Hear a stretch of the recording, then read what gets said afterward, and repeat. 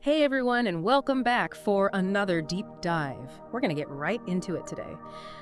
Today we're diving into personal growth, looking at how to avoid some of those really common pitfalls, and then also how to really thrive using some really inspiring strategies. And to do that, we've got insights from two motivational speakers. They're both from India, and they are ready to kind of shake up your thinking and inspire some action. Yeah, and they just get right into it.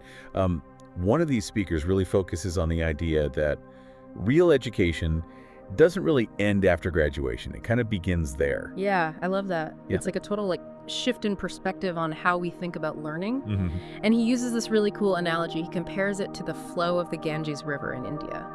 Oh, okay. So going downstream, it's easy, right? Even a lifeless thing can drift along. Yeah. But swimming upstream, Yeah, that takes effort and dedication. It takes, that drive to push against the current. it's a perfect analogy, I think. It really captures that spirit of continuous learning and growth. And he doesn't just stop there, though. To really drive this point home, he points to people like Bill Gates, Elon Musk, Shah Rukh Khan. I mean, talk about high achievers. Yeah, right. And they never stop learning. It's so inspiring. They embody that upstream mentality. Totally. And what I really appreciate is that he doesn't just leave us hanging. Right. He actually gives us a starting point. So cool. He recommends 3 books to kind of kickstart our learning journeys. So one of them is Wings of Fire. Have you heard of that one? Yeah, Wings of Fire by APJ Abdul Kalam. I haven't read it yet, but I've heard great things about it. Yeah, it's supposed to be really insightful, Yeah. especially if you're interested in leadership or resilience. Oh, cool. The other 2 that he recommends are Richest Man in Babylon by George Clason. I know that one. It's a classic. It is. It's all about financial wisdom. Yes. And then Think and Grow Rich by Napoleon Hill, which kind of delves into the mindset of success. Okay, so a lot of foundational stuff there to get started with. A lot to dive into. It makes me wonder, what are you most curious about? This year, what's that one thing you'd love to just learn more about? I'm fascinated by how AI is shaping the art world. It's Yeah. this whole new frontier of creativity. Ooh, that's really interesting. Yeah. How about you? I've got a stack of books on behavioral economics. Oh, wow. I really want to understand, how our minds work when it comes to making decisions. But okay, let's shift gears a bit. So another pitfall that he talks about is this tendency to give up too easily. Okay. And he argues that a lot of times talent loses to hard work because talented people might give up at the first sign of struggle. Right, and that's something I struggle with too. Sometimes it's you think, oh, I'm good at this, and then something gets hard, and you're like, ooh, maybe not. Yeah, it's tempting to think that talent alone will guarantee success. Right. But without that grit, without that willingness to keep pushing, even the most talented people can fall short. For sure. And that ties in really well with our second speaker because they talk about the pointlessness of worry. Worry. Okay. They say you can't change the past, right? Okay. And stressing about the future, it's not going to magically give you control over it.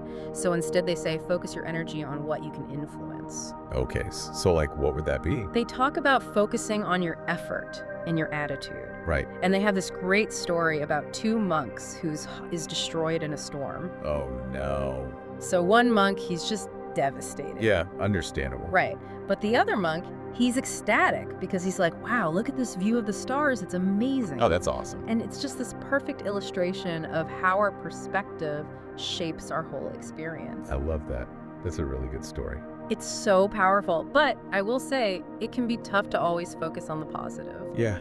Life throws curveballs. Yeah, it does. And sometimes it's really hard to control our mindset, especially when things are, difficult. Yeah, no, for sure. I don't think it's necessarily about forcing yourself to be happy all the time or pretending that negative emotions don't exist. Yeah, that's toxic positivity. Right, exactly. Yeah. But I think it's more about recognizing that you do have a choice in how you respond to those challenges. Okay, so that makes sense. Even if you can't control what happens to you, you can choose how you interpret it and how you move forward. I like that. So it's about acknowledging the struggle, but not letting it define you. Okay, this next pitfall, I think we can all relate to this, and that's just blindly following trends. Oh, yeah. Our first speaker, he really cautions against getting caught up in the hype, especially when it comes to investing. Okay, yeah, that makes sense. He specifically calls out things like cryptocurrency, trading, and affiliate marketing as areas where it's really easy to get swept up in the excitement. But he stresses that there's no such thing as a guaranteed get-rich-quick scheme. So basically, do your research before you jump into anything. Exactly. And that's where critical thinking is so important. Being able to sift through the noise and make informed decisions. You know, it reminds me of a story that our second speaker tells. He talks about this man who believes everything he hears, to the point where he starts to think he's sick because everyone keeps telling him that he looks pale. Oh, wow. Like he internalizes that external input.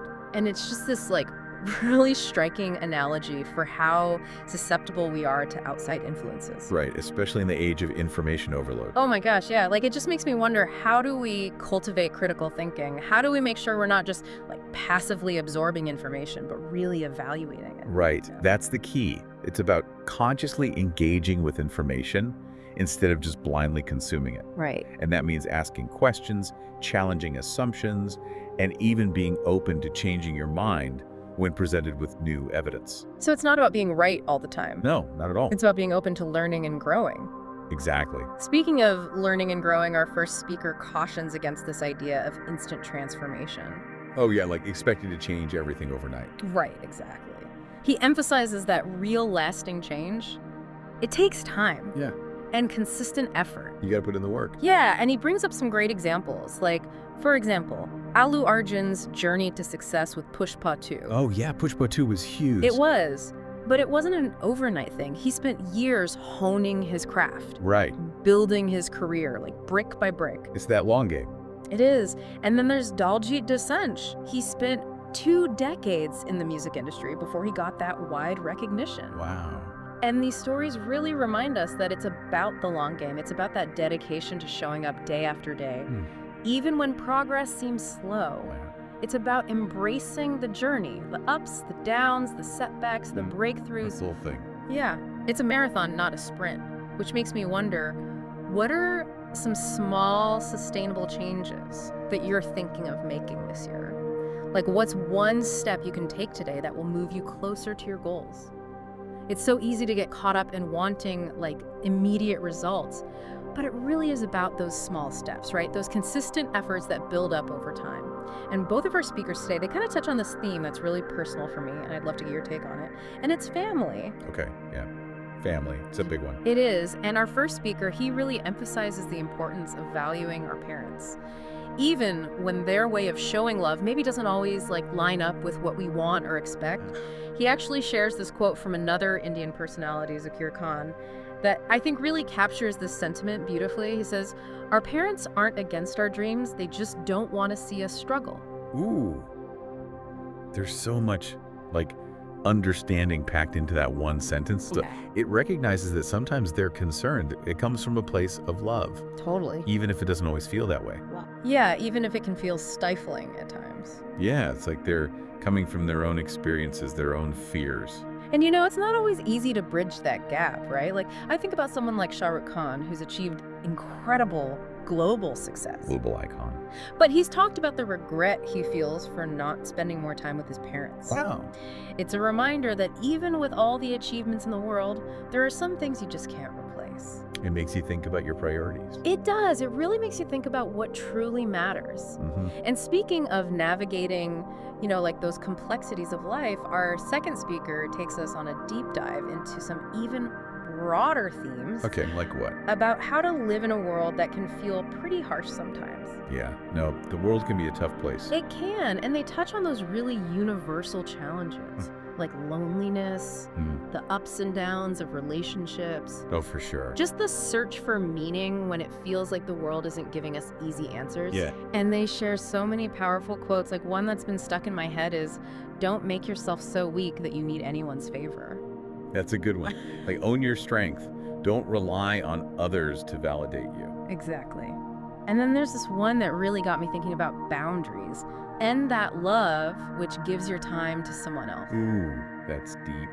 It's about recognizing when a relationship is draining you more than it's filling you up. And sometimes that means walking away, even if it hurts. Yeah, it's about putting yourself first sometimes. Absolutely. And then there's this other quote that I think speaks to that feeling of loneliness. Loneliness also teaches you that in reality you have nothing but yourself.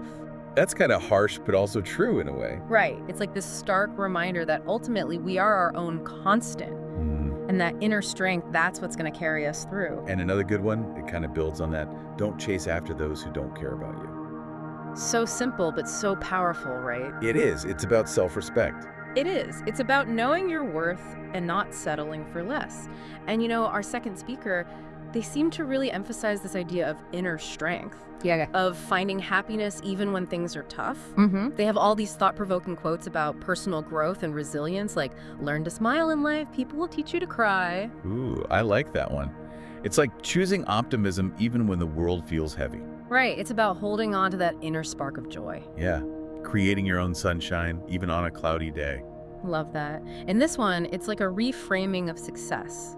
Those who have learned to be happy in sorrow understand that their life is successful. So true. It's about that inner state of contentment. Yeah, not about external achievements or possessions, Right. but about that deep sense of fulfillment that comes from within. And there's this other one, the one who endures can profit, whether in business or in relationships. Ooh, that's about perseverance. It is. It's about staying committed to your goals and values. Even when it's hard. Exactly, even when you face obstacles. And they wrap things up with this really powerful reminder, don't waste your today thinking you have many tomorrows. Oh, wow. Like, live in the present moment. Don't take time for granted. Exactly. It's a call to make the most of every single day. Yeah.